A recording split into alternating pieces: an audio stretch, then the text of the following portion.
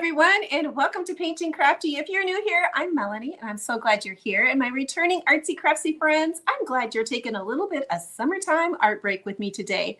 Today's tutorial is going to be about how you can create a watercolor mixed media piece using some of those photos that are in your phone that we never make into pictures. I'm going to show you a fun way to take those pictures and make this cute little idea for a watercolor mixed media piece.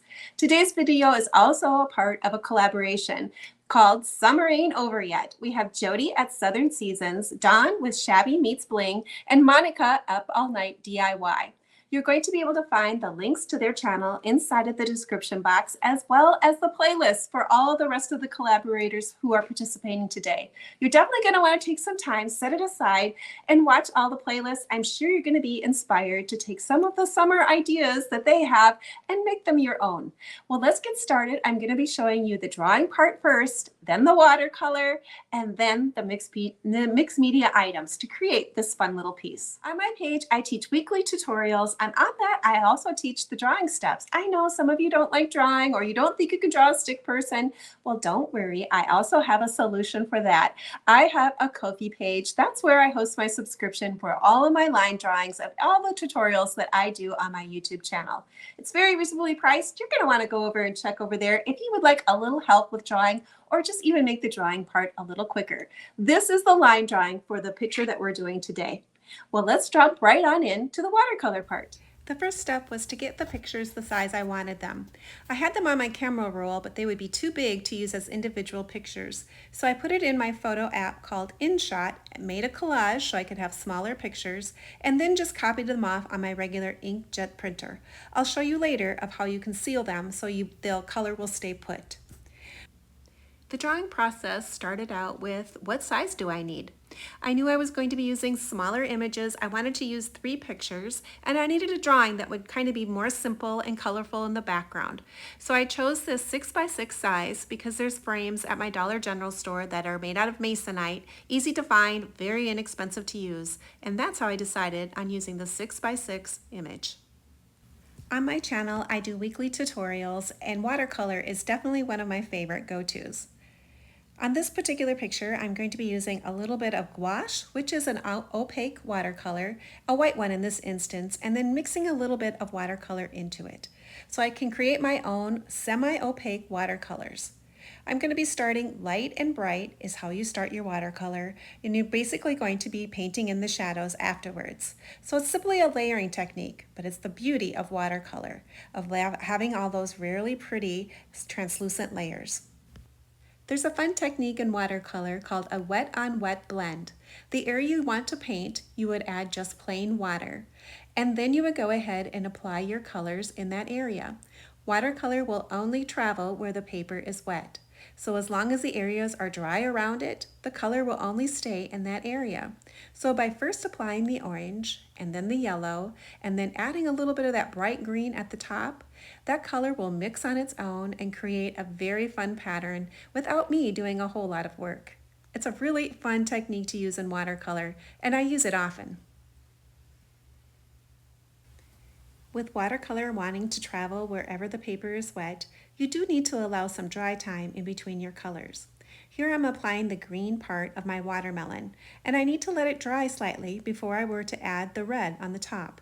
If I add it now, my green and my red would blend together, and because they're complementary colors, I'd end up with a brown watermelon, and that doesn't sound so great. Once you've given your areas a little bit of time to dry, you can easily go back in and glaze another layer. This is the time you add all the different contrast of your colors.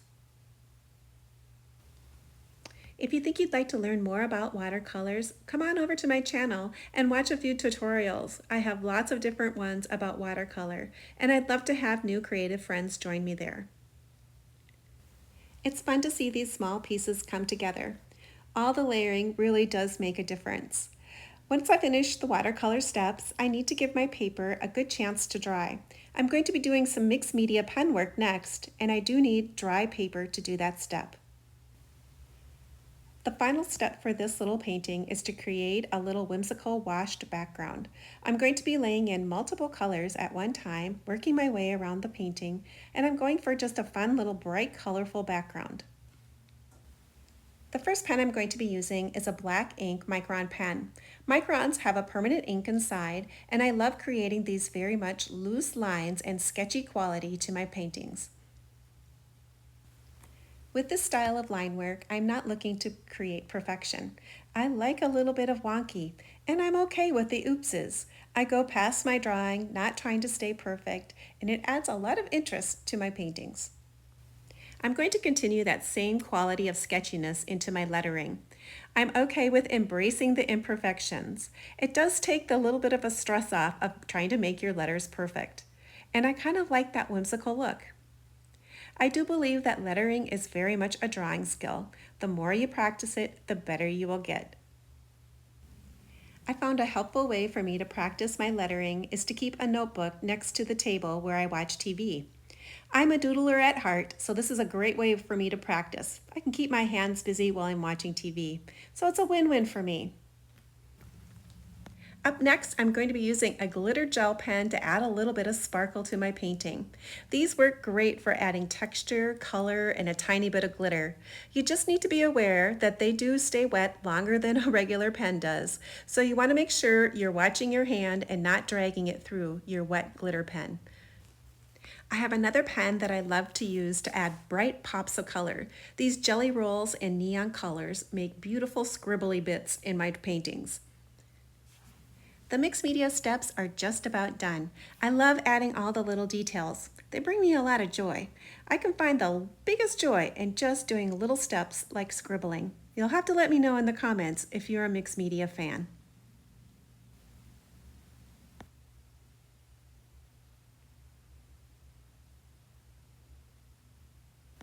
This is a 6x6 Masonite box that I purchased at my local Dollar General store. They work perfect to affix these small paintings to. I'm going to be using the Gorilla Spray glue to affix my painting to the front of the box. All I do is spray the back of my painting and then apply it and just rub gently to the front of my painting. Watercolor is not a permanent paint, so I'm going to be using this acrylic sealer to spray the top to make my paint more permanent. I'm going to be using the same acrylic spray on top of my inkjet prints. This will make the inkjet more permanent and I won't have to worry about the ink smearing around when I glue it to my papers. Once I have my picture attached to the front of my box, I can easily flip it over and then use a very sharp craft knife to do all the trimming all the way around. This helps make a perfect edge in the end. Since the pictures are just on a regular copy paper, I knew I needed to make them slightly sturdier. So for the one that was going to be the larger picture, I decided I was going to go ahead and fussy cut around the tops all the way around the children. The background wasn't that interesting, so I thought I might add a little bit more interest by fussy cutting around it. Once it was fussy cutted, I went ahead and attached it to a cereal box cardboard. This is going to help make it a little bit more rigid and would work perfectly for adding some structure to this really kind of simple paper. Since the photos were printed on copy paper, I wanted to use a glue that wouldn't be so wet. This would help with not having so many wrinkles in the final look. On these two pictures, I decided I wanted them to stand up just a little bit higher, so I used cardboard instead of the cereal box to attach them to. This mixed media piece is all about the layers, so I wanted to add a little bit more height in these pictures. The pictures in the cardboard were slightly off, but I was able to simply cut it using my scissors. This helped to straighten out my edges and gave it a nice look in the end. Once I had my pieces all glued, I could go ahead and place them on my box. I decided I would use the word tiles underneath my photos to add another layer of height. By doing this, I wouldn't be constricted to just keeping the photos directly on the box, adding another interest to my mixed media piece. Once I had my photos attached to the paper, I decided they needed a little ink around the edges. I couldn't find the regular ink that I normally use, my Ranger ones, so I had these laying around and I had the color Night Sky. In the end, I kind of liked the dark blue around the edges. It was something different than I normally use, and I thought it looked pretty good. I wanted to say a special thank you to the hosts for putting together today's fun collaboration, and I am so grateful that summer ain't over yet. You're definitely going to want to check out the links to their channels inside of my description box, as well as take a little time to watch the playlist. I'm sure you'll be inspired to take out your art materials or your crafting supplies and create a few little sweet summer memories for yourself. The last step was to add the word tiles to my box. This was a great solution to add a little bit more depth to my mixed media piece. This way I didn't have to keep my pictures just right inside of my square and eliminating the whole look of a square inside of a square inside of a square. These pictures make me smile. Every time I look at them, the girls are standing so cute, hanging onto hands, smiling perfectly for the camera. And then the boys, their mama said the only reason why they didn't have their tongues sticking out or their hands on their face is because they literally had their hands buried in the sand. This group of kiddos are cousins, and their ages are 5, 4, 3, and 2. The littlest one just had her birthday, and she was so excited because she was going to be having ice cream. It's one of the reasons why I chose the images I did for the pictures. This truly does represent who these kiddos are in 2024. Full of energy, full of laughter, and so much fun. The tiles work great for adding another layer of dimension to my mixed media piece. The one thing I did need to keep in mind, though, is that I wanted to be able to set this on a shelf, and if I had my photos too low, it wasn't going to allow my box to sit flat.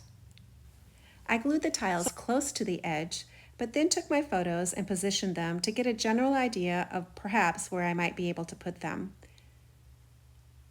I did have a little bit of open time even though I was using hot glue.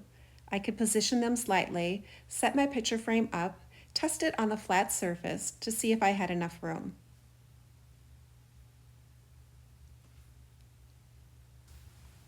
I love how this piece all came together, and I'm so grateful that this event happened. I got those photos out of my camera roll, put them on something that I can have out and enjoy. I wanted to add the year 2024 on there. Just a good way to remember of what these kiddos looked like and their sweet summertime memories they created with cousins, family, and friends. For the final reveal, I did add a piece of jute twine in the back for a hanger. It looks great hanging too. Let me know in the comments if you like this idea of going into your camera roll, finding those pictures, getting them out, and using them for a mixed media piece. If you're new to my channel and you like all the fun art things too, you might want to consider coming over to my page, subscribe while you're there, hit that YouTube bell, and get a notification for when I put up my new tutorials weekly. If you like this creative idea of how to use your summertime photos, give me a thumbs up and let me know. Thanks everyone for hanging out with me, and hopefully you'll have a great rest of your summer.